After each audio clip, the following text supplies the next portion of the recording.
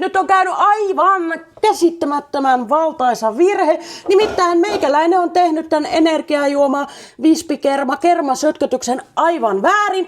Minä oon ostanut ihan maku Red Bulleja. On metsämarjaa ja sitten on mustikkaa ja persikkaa. Et nyt jos tää ei mene finaaliin, niin ei mene sitten millään. Joku kertoo, että mustikka Red Bulli ja vaniljakastike maistuu ihan mustikkapiirakalta. Ui, onpa... Oho, onpa kauniin väristä. Siis ihan superhyvää. Sitten laitetaan tätä vaniljakastiketta vähäsen. Ja tätä ei kuulemma pitänyt paljon laittaa. Nyt mä luulen, että tää olisi tehty ihan niinku ohjeiden mukaan.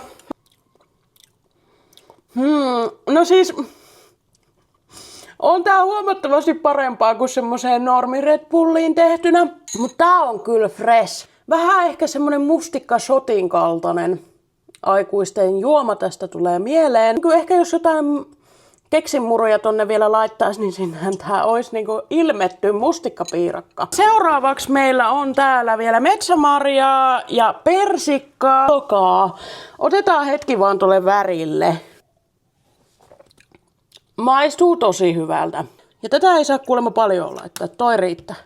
Sulosen väristä ainakin.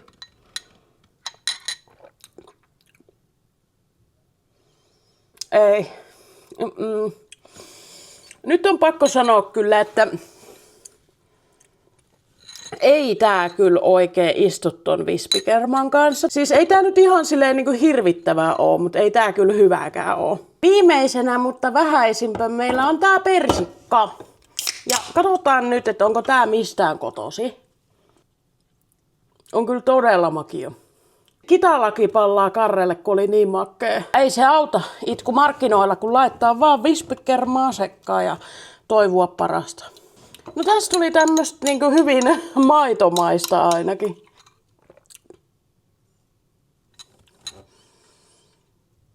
Siis mä voisin kuvitella, että joku äidinmaidon korvike maistuu ehkä täältä. Ei sillä, että olisin sitä hirveästi viime aikoina juonut.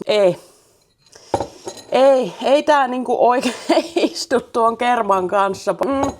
Ei jatkoa. Eikä kyllä mene tää Red Bullikaan jatkoa. Parasta oli kuitenkin tää mustikka Red Bulli ja vaniljakastike. Siis tää ei ollut yhtään huono kombo. Vähän sinne vielä keksinmuroja sekkaan, niin tämähän on kuin mustikkapiirakka. Ei vaadi leipomista yhtään. Silti mä luulen, että jatkossa mä juon mun Red Bullit ja kaikki muutkin energiajuomat ja limpparit ihan ilman kermoja tai vaniljakastikkeita.